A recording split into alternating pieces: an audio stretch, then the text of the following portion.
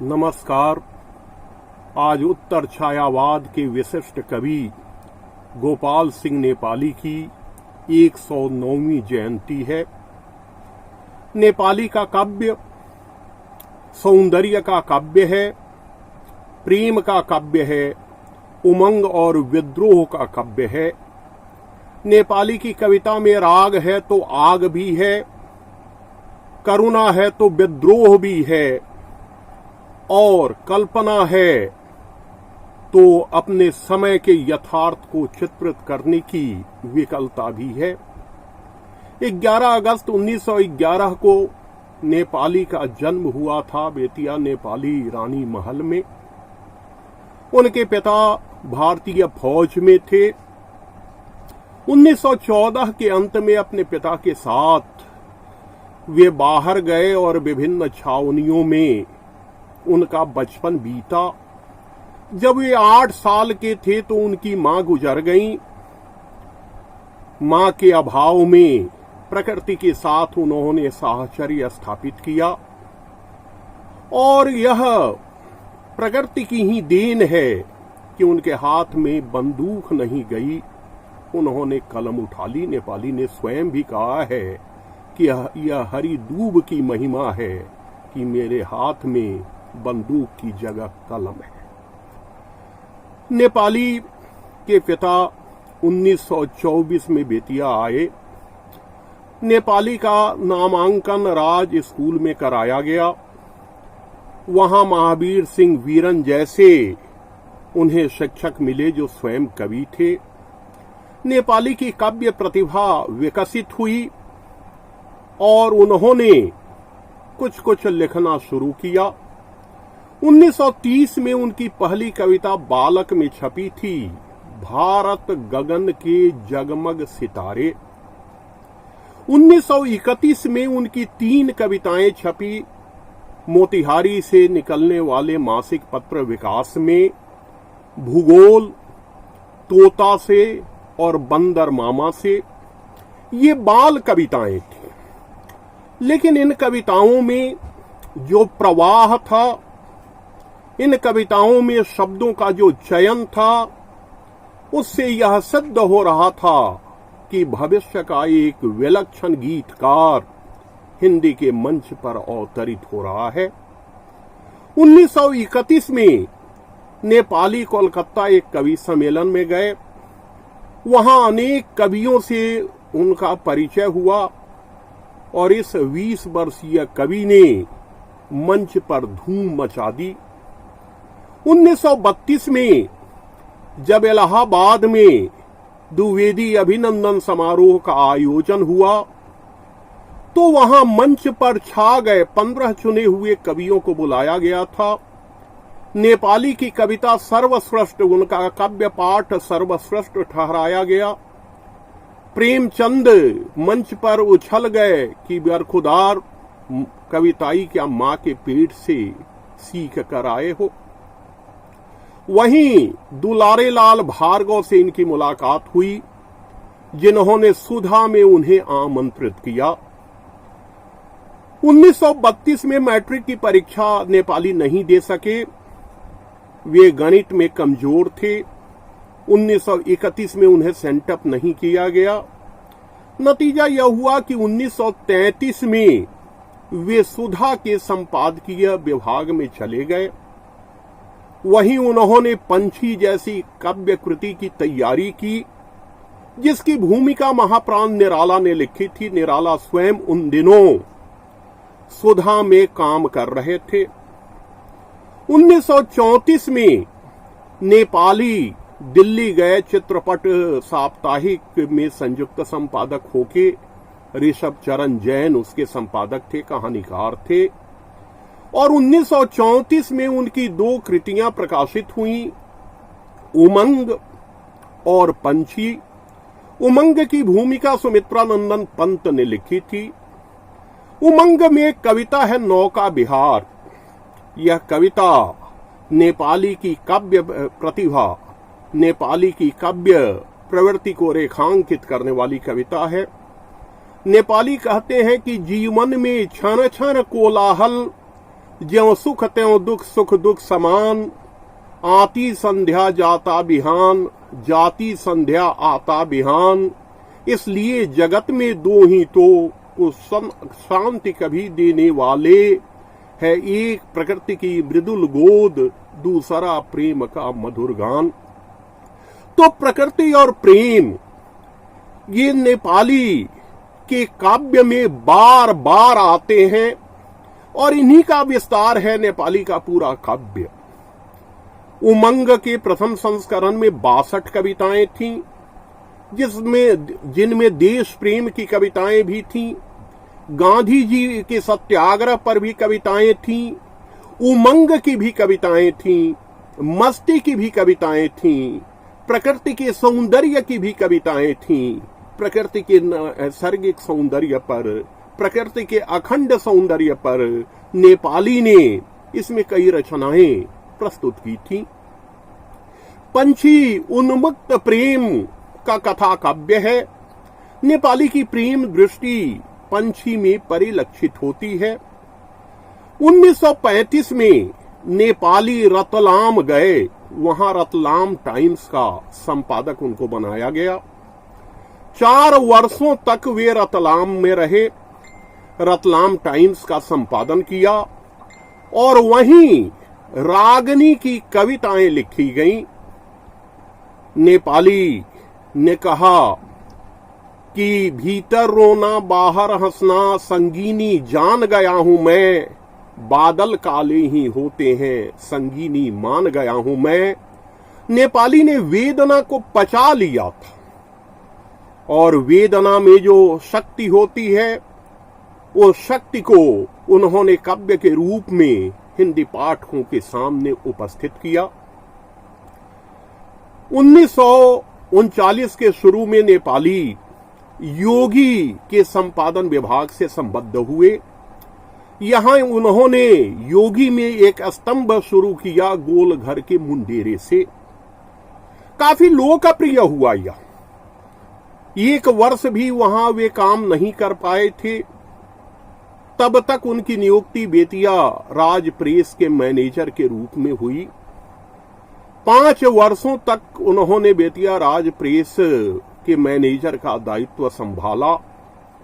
कवि वासर नाम की एक संस्था उन्होंने शुरू में बनाई थी, उस संस्था को उन्होंने विकसित किया और उनका जो चौथा प्रकाशित काव्य संग्रह है, वैसे रचना काल की दृष्टि से यह 5वां है। नेपाली कहते हैं उठो उठो साहित्य देवता, तुम्हें 5वीं बार पुकारा। लेकिन चौथी काव्य कृति के रूप में 1942 में कवि वासर ने ही उसका प्रकाशन किया। 1944 में नेपाली पर प्रेस में गलत ढंग से पैसे कमाने का आरोप लगा। 60 रुपए का जुर्माना हुआ। वे काफी क्षुब्ध हुए। राजेंद्र बाबू ने बीच बचाव किया, लेकिन वे काफी क्षुब्ध थे। उसी समय मुंबई उनकी बुलाहट हो गई एक कवि सम्मेलन में। उस कवि सम्मेलन में गए और वहां वे छा गए। नेपाली की कविता में जो शब्द चयन होता था, जो नादात्मक सौंदर्य होता है, उस नादात्मक सौंदर्य के लिए, शब्दों के सम्यक प्रयोग के लिए और अपने सदे हुए कंठ से निकली हुई ध्वनि के लिए नेपाली किसी भी मंच पर एक अनिवार्य कवि के रूप में उपस्थित होते थे। नेपाली का काव्य पाठ वहां इतना महत्वपूर्ण हुआ कि फिल्मी गीतकार के रूप में उन्हें अनुबंधित कर लिया गया। 1945 में मजदूर के गीतों के लिए उन्हें सर्वश्रेष्ठ सिने गीतकार का सम्मान मिला। 1949 में उन्होंने स्वतंत्र गीतकार के रूप में काम करना शुरू किया और 1956 तक वे फिल्मों में गीत लिखते रहे। 3 फिल्में भी उन्होंने बनाई थी। नजराना, खुशबू जैसी महत्वपूर्ण फिल्मों का उन्होंने निर्माण किया था। लेकिन इसमें नेपाली कि आर्थिक स्थिति काफी डवाडोल हो गई। जिस समय नेपाली मुंबई में रहते थे, उनकी कविताएं धर्मयुग और साप्ताहिक हिंदुस्तान में छपती थीं। नेपाली पाठकों के बीच उस समय भी लोकप्रिय थे। 1944 में नेपाली के 2 काव्य संग्रह आए, नीलिमा और नवीन, और उसके बाद 1963 के शुरू में जनवरी में उनका 7वां काव्य संग्रह आया, हिमालय ने पुकारा।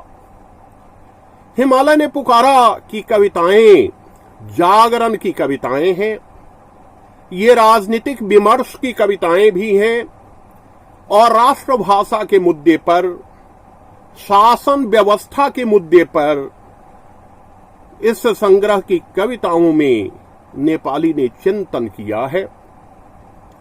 हिमालय नेपाली को भी प्रिय था, हिमालय दिनकर को भी प्रिय था, लेकिन दिनकर जहां हिमालय को जगाने की बात करते थे, वहां नेपाली ने हिमालय के माध्यम से पूरे देश को जगाने का काम किया। आज स्थितियां बहुत नहीं बदली हैं।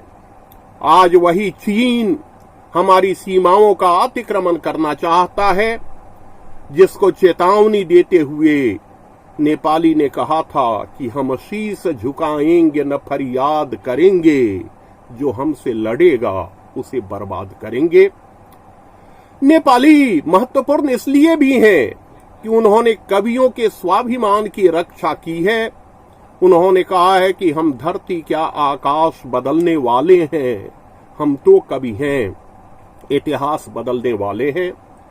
उन्होंने कहा है कि जिसने तलवार शिवा को दी, रोशनी उधार दीवा को दी, पतवार थमा दी लहरों को, खंजर की धार हवा को दी, अगजग के उसी विधाता ने कर दी मेरे अधीन कलम, मेरा धन है स्वाधीन कलम। आज जब कलम कुर्सियों के सामने झुकने लगी है, नेपाली जैसा क्रांतिकारी कवि हमारे लिए अनिवार्य हो गया है, अपरिहार्य हो गया है। नेपाली ने कहा था कि बदनाम रहे बटमार मगर घर तो रखवालों ने लूटा, मेरी दुल्हन सी रातों को 9 लाख सितारों ने लूटा। नेपाली ने अपने बारे में कहा था कि तुम कब समझोगे मेरे मन, मैं तो पूजा का एक सुमन।